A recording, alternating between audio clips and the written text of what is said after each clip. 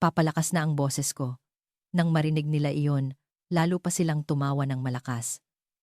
Sa sobrang galit, hinampas ko ang mesa at sinugod sila. Agad na nauwi sa tulakan ang aming pagtatalo at inawat kami ng ibang mga sundalo.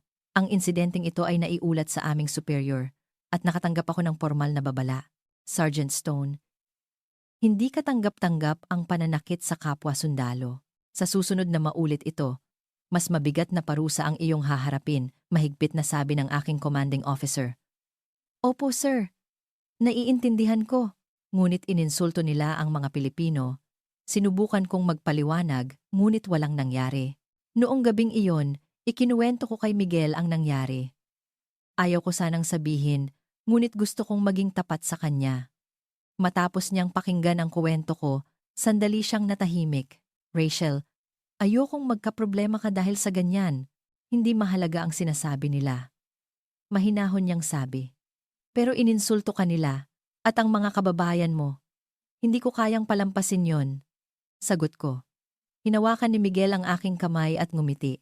Sapat na sa akin na ipinaglaban mo ako ng ganoon. Pero ayokong masaktan ka. Dahil sa kanyang mature na reaksyon, lalo pang nahulog ang loob ko sa kanya. Si Miguel ay hindi lang basta nagligtas sa buhay ko. Siya ang pinakamalakas, ngunit pinakamabait na taong nakilala ko. Ang kanyang kahinahunan at pag-unawa ay malaking aliw sa akin.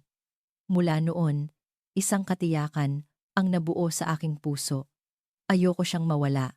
Sa nalalabing 1 taon bago ang aking pag-uwi, hindi ko alam kung saan hahantong ang aming relasyon, ngunit isang bagay ang sigurado.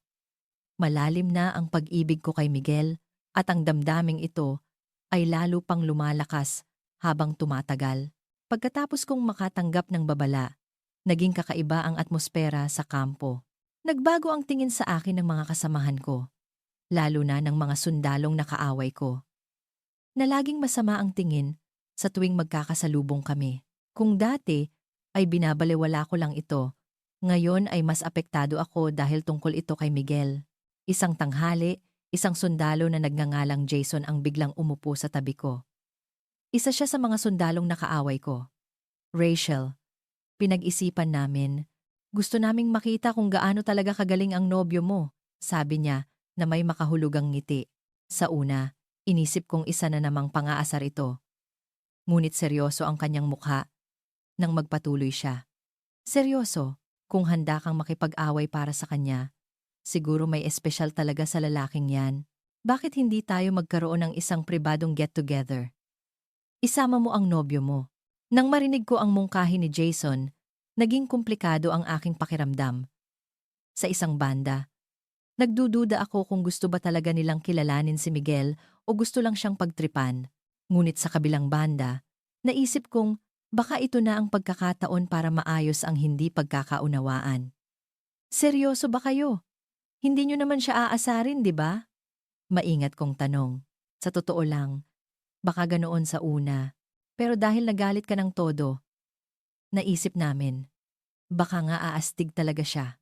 Kuryosidad lang, sabi ni Jason sabay kibit-balikat. Pagkatapos pag-isipan, ipinaliwanag ko kay Miguel ang sitwasyon. Tulad ng inaasahan, nag-alinlangan siya sa una, ngunit nang malaman niyang mahalaga ito sa akin, pumayag din siyang makipagkita. Ngunit may isang kondisyon siya. Ayoko sanang masyadong parang pagtitipon ng mga sundalo. Mas maganda kung mas relaxed, mahinahon niyang sabi. Iginagalang ko ang kanyang opinyon, kaya't nag-set ako ng pagkikita sa isang ordinaryong pub sa labas ng kampo. 4 na kaibigan kong sundalo. Kasama si Jason. Ang kasama, sa araw ng pagkikita, dumating si Miguel na mas formal ang pananamit.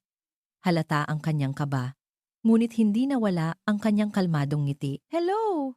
Nice to meet you all. Bati ni Miguel sa matataas na Ingles. Ang unang impression ay hindi masama. Ang mga kaibigan ko ay naging mas magalang kaysa sa inaasahan ko. Sa simula, may kaunting katahimikan, ngunit si Miguel ang unang nagsimula ng usapan. Saan kayo galing sa States? Tanong niya. Mula sa tanong na iyon, natural na dumaloy ang usapan. Malawak ang kaalaman ni Miguel tungkol sa iba't ibang lugar sa Amerika at patuloy siyang nagpakita ng interes sa mga hometown ng aking mga kaibigan. Dahil sa kanyang kalmado at matalinong pakikitungo, unti-unting nawala ang pader sa pagitan nila. Habang dumadami ang iniinom na beer, lalong gumanda ang samahan. Biglang nagbato ng mapanghamong tanong si Jason. Narinig ko malakas uminom ang mga lalaking Pinoy.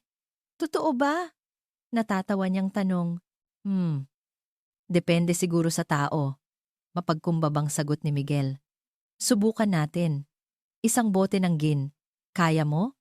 Sabi ni Jason habang itinuturo ang isang bote. Sa sandaling iyon, nag-alala ako. Ngunit kumpiyansa lang nang umiti si Miguel. Walang kahirap-hirap niyang inubos ang isang bote ng gin at pagkatapos ay hindi man lang nagpakita ng kalasingan. Sa kabilang banda, si Jason ay hindi pa nakakalahati, sa bote ay namumula na. Ang ibang mga kaibigan ko ay gulat na nakatingin kay Miguel. Wow, ang galing mo. Paano mo nagagawa yan? Namamanghang tanong ni Mike. May inuman culture kami sa Pilipinas, kaya sanay na mula bata. Natatawang sagot ni Miguel. Ang gabing iyon ay naging mas masaya kaysa sa inaasahan. Natural na naging sentro ng atensyon si Miguel. At nagkaroon sila ng pagkakataong magkuwentuhan tungkol sa kultura ng Pilipinas at mas makilala ang isa't isa. Lahat ay nahalina sa kanyang mahinahon, ngunit may halong katatawanang paraan ng pakikipag-usap. Sa sumunod na weekend, muling nag-aya ang mga kaibigan ko. Sa pagkakataong ito, sa isang shooting range naman daw, para sa aming mga sundalo. Ordinaryong aktibidad ito. Ngunit naisip kong, baka mahirapan si Miguel, ngunit taliwas sa aking pag-aalala. Ipinakita ni Miguel ang kanyang pambihirang galing sa pagbaril. Alam niyo naman, hindi tunay na lalaking Pilipino kung hindi marunong humawak ng baril. Simpleng paliwanag niya. Nakalimutan ko. Dati pala siyang miyembro ng Armed Forces of the Philippines. Naging bahagi raw siya ng Special Forces. Sa resulta ng pagbaril, mas mataas ang kanyang score kaysa sa karamihan sa mga kaibigan ko, kasama na si Jason. Ang kanyang focus at matatag na postura ay kahanga-hanga. Wow! Ang nobyo mo? Astig talaga. Pwedeng-pwede sa unit namin. Sinserong sabi ni Mike. Habang naririnig ko iyon, puno ng pagmamalaki ang aking dibdib. Masaya akong makita na ang mga kaibigan kong dating nang iinsulto sa kanya ay kinikilala at nirerespeto na siya ngayon. Ngunit kasabay nito, isang kakaibang pakiramdam ang lumitaw. Tila masyado nang nagugustuhan ng mga kaibigan ko si Miguel. Sa ikatlong linggo, sabay-sabay kaming umakyat ng bundok. Gusto raw maranasan ng mga kaibigan kong Amerikano ang ganda ng mga bundok sa Pilipinas, kaya si Miguel ang nagrekomenda ng tamang trail. Natural niyang ginampanan ang papel ng leader, nangunguna sa daan, at hinihikayat ang mga napapagod na kasama. Sa tuktok ng bundok, habang kumakain ng baon, biglang nagtanong si Jessica, Miguel, pwede mo ba akong ipakilala sa mga kaibigan mo? Gusto ko ring magkaroon ng nobyong Pilipino na tulad mo, pabiro niyang sabi. Sa sandaling iyon, nakaramdam ako ng selos. Ngunit kasabay nito, nakaramdam din ako ng kumpiyansa, isang kumpirmasyon na tama ang aking pinili. Ngumiti lang si Miguel at sumagot. Sige, ipakikilala kita sa mga mababait kong kaibigan. Noong gabing iyon, habang pauwi, nagtanong ako kay Miguel. Kumusta ang mga kaibigan ko? Maingat kong tanong. Mabubuti silang tao, medyo mailap sa simula. Pero ramdam kong sincero sila. Tapat niyang sagot. Masaya ako na kinilala ka na nila, kahit na minaliit ka nila dati, sabi ko. Sandaling nag-isip si Miguel at sinabing, ang totoo, hindi ang pagkilala nila ang mahalaga, kundi ang puso mo. Kung masaya ka, sapat na yon sa akin. Nang marinig ko ang mga salitang iyon, tila may sumiklab sa aking dibdib. Ang lahat ng aking pag-aalinlangan ay biglang naglaho. Bigla akong huminto at hinawakan nang mahigpit ang kamay ni Miguel. Miguel, pakakasalan mo ba ako? Bigla akong nag-propose. Gulat na tumingin sa akin si Miguel. Pagkatapos ng ilang sandaling katahimikan, ngumiti siya ng malapad at sumagot. Oo, syempre. Isang simple ngunit tiyak na sagot.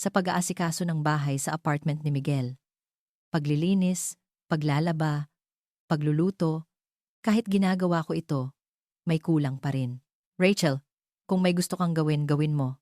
Ang mahalaga ay masaya ka, sabi ni Miguel, isang gabi pag-uwi niya, dahil sa kanyang mga salita. Nagkaroon ako ng lakas ng loob na subukan ang Pilates, na matagal ko ng interes. Nag-sign up ako sa isang Pilates studio malapit sa amin. Sa simula, nahirapan akong sumunod sa klase na itinuturo sa Tagalog, ngunit dahil sa aking athletic ability, mabilis kong natutunan ang mga galaw. Napakagaling ng iyong body awareness. Bakit hindi mo subukang kumuha ng instructor certification? Mungkahi ng may-ari ng studio pagkatapos ng isang buwan. Dahil sa kanyang sinabi, isang maliit na apoy ang nagsindi sa aking puso. Ito na kaya ang landas na hinahanap ko? Naisip ko. At nag-enroll ako sa isang instructor training course. Ang training ay mas mahirap kaysa sa inaasahan ko. Hindi sa pisikal na aspeto, kundi sa pag-aaral ng anatomy at mga prinsipyo ng Pilates sa wikang Tagalog.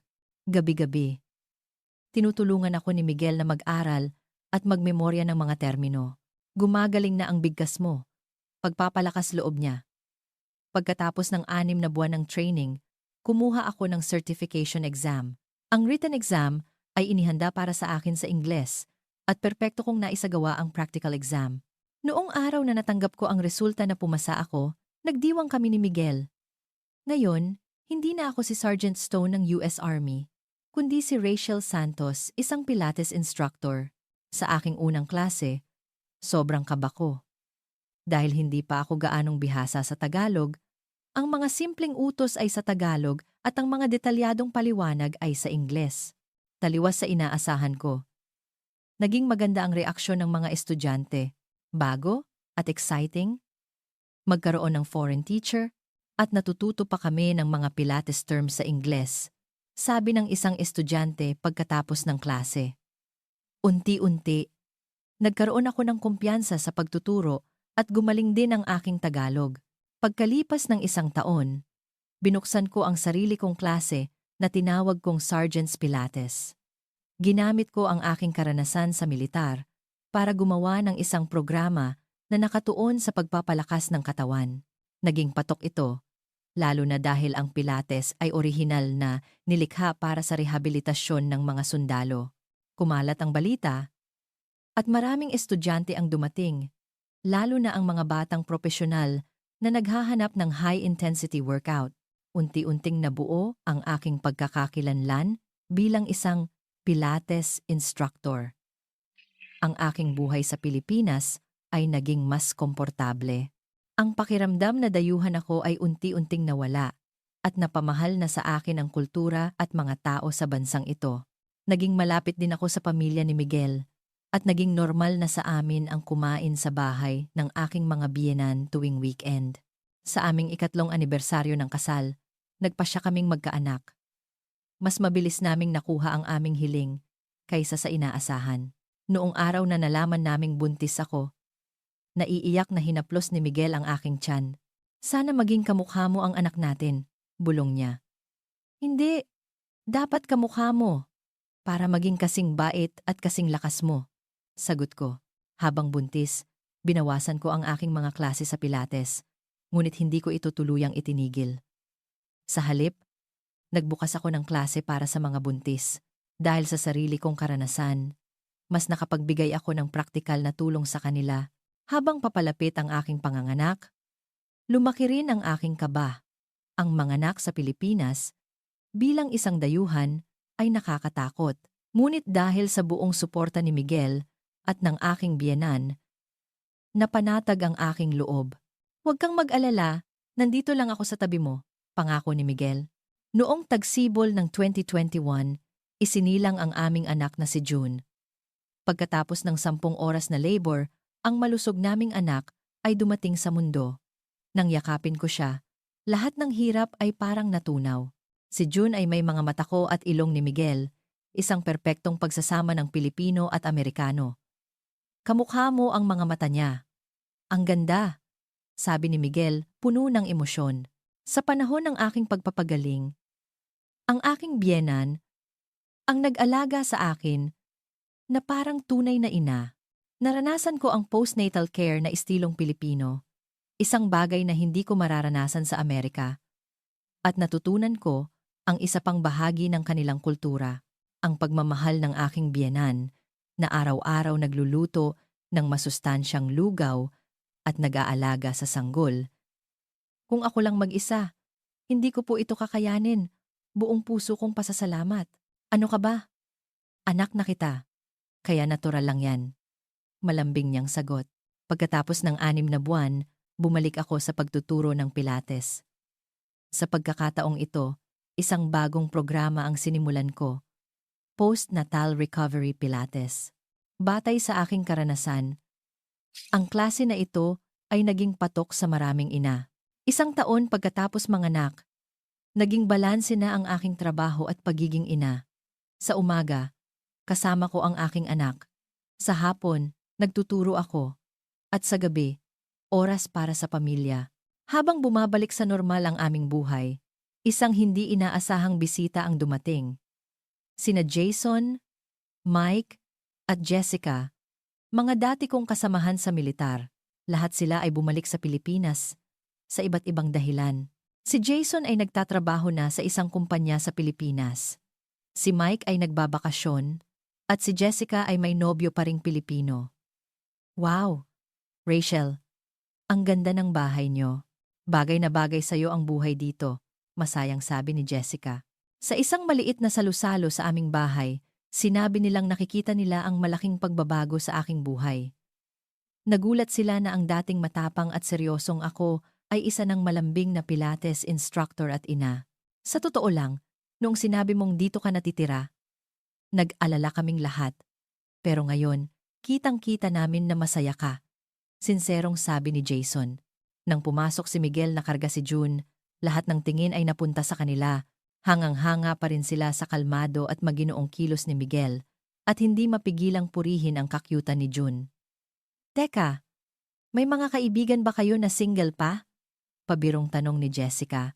Tumawa si Miguel at sumagot. Actually, may ilang kaibigan ako sa opisina na single pa. Mababait silang lahat. Talaga? Pwede mo ba akong ipakilala? Nagningning ang mga mata ni Jessica. Habang pinapanood ko ang usapang iyon, natawa ako dahil tila bumaliktad na ang mundo. Dati, ang mga sundalong Amerikano ang nangmamaliit sa mga lalaking Pilipino. Ngayon, sila na ang interesado. Pagkatapos ng hapunan, nagsimula silang magseryoso. Sabi ni Jason, alam mo, inggit kami sa tapang mo. Hindi madaling iwan ang nakasanayan para magsimula ng bagong buhay. Dagdag ni Mike. Nararamdaman ko rin na kailangan ko ng pagbabago. Kaya pagkatapos kong mag-resign, bumalik ako dito. Dahil sa tapang na ipinakita mo. Naantig ako sa kanilang mga salita. Ngunit mapagkumbaba akong sumagot. Hindi ito tapang, kundi pag-ibig. Naisip ko. Kahit saan ako mapunta, basta't kasama ko si Miguel. Bago sila umalis, tahimik na hinawakan ni Jessica ang aking kamay. Rachel, maraming salamat. Ikaw ang sumira sa aming prejudice laban sa mga lalaking Pilipino.